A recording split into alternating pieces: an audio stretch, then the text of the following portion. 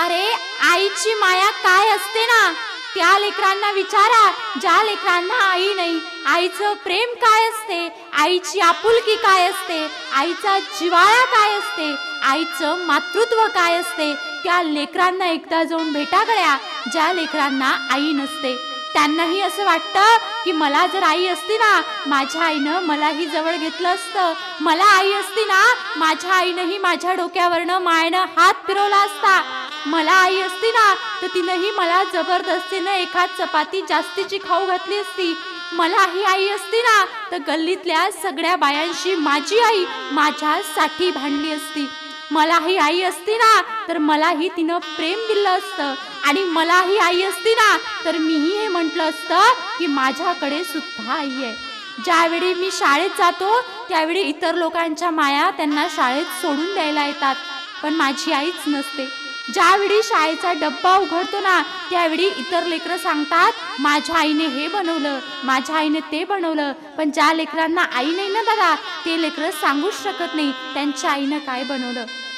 अहो, आई मारत असेल, आई रागवत असेल, पण आईच्या त्या मारण्यात, आईच्या त्या रागवण्यात प्रचंड प्रचंड प्रेम असतं. सांगू, आई जर नसली ना, तर तुमच्याकडे कितीही धन दौलत असली तरी ती काही कामाची नाही. आई पुढे सगळी धन दौलत फिकी आहे. सगळं ऐश्वर्य, सगळं वैभव, सगळं काही तुमच्या आई पुढे तुच्छ आहे. आणि म्हणूनच म्हणतात ना, स्वामी तीनही जगाचा, आई विना भिकारी. अहो, का असतो तो भिकारी, कशासाठी असतो तो भिकारी. अहो, आई म्हणजे नक्की काय. आ म्हणजे आत्मा, ई म्हणजे ईश्वर.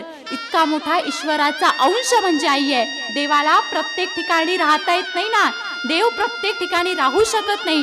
त्यामुळे देवानं आईला बनवलेलं आहे. त्या देवाशी, त्या परमात्म्याशी झगडण्याची ताकद सुद्धा त्या आईची असते. आईच्या बाळाला जर त्रास झाला ना, त्या परमात्म्याला सुद्धा वरून खाली यावं लागतं.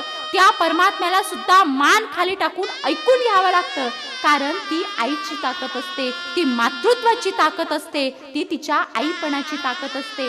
एखाद्या स्त्रीच्या स्त्रीत्वाला तेव्हापर्यंत पूर्णत्व येत नाही जेव्हापर्यंत ती आई बनणार नाही.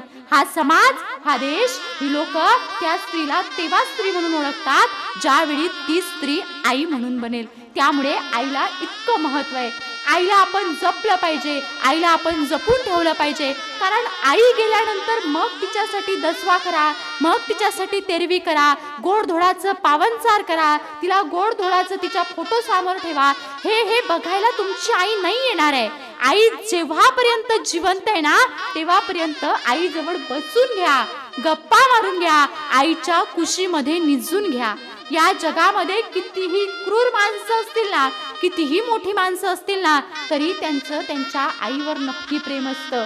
कितीही मोठं झालं ना माणूस, तरी आईसाठी माणूस कायम कायम छोटं असतं, कायम छोटं असतं.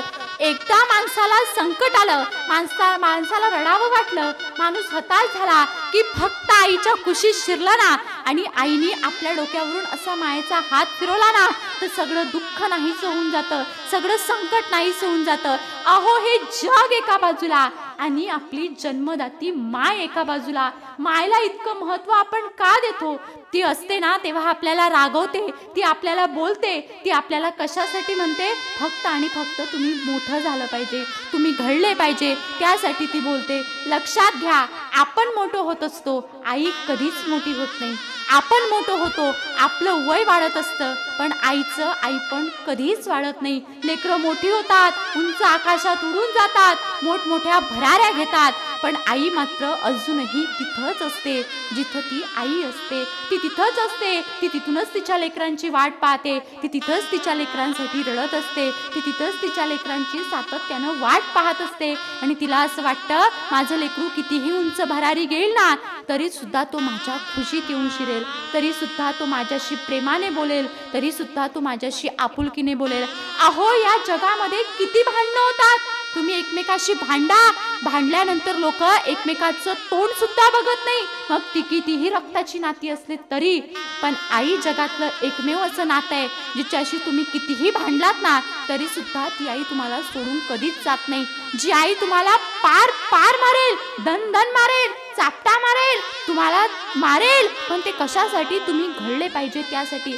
मारल्याच्या नंतर, रागवल्याच्या नंतर तुम्ही रडलात ना, त्या रडल्यानंतर सुद्धा बाळा चपाती खाऊन घे, बाळा जीवन घे असं म्हणणारी सुद्धा आईच असते, असं म्हणणारी आईच असते. ज्या लेकरांना आई नाही ना त्याच लेकरांना खऱ्या अर्थानं आईची किंमत कळते.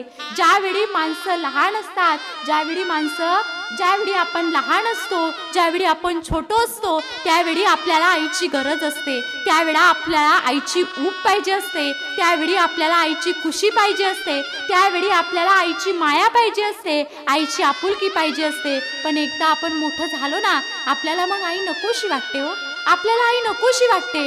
लहानपणी जी आई आपल्याला आपलं सगळं करते, लहान सहान गोष्टी करते, तुम्ही एखादा घास स्वतःच्या हातानं खाऊ शकाल इतकी सुद्धा तुमची ऐपत नव्हती. तुम्ही तुमच्या पावलावर चालू शकाल इतकी सुद्धा तुमची ऐपत नव्हती. इतकंच नाही तर तुम्ही कितीतरी रात्री तिचा बिछाना, तिच्या सात्र्या, तिचा बिछाना तुम्ही ओला करायच्या तरी सुद्धा तुमची आई आहे ना ती ओल्यावर झोपायची आणि तुम्हाला कोरड्यावर ठेवायची.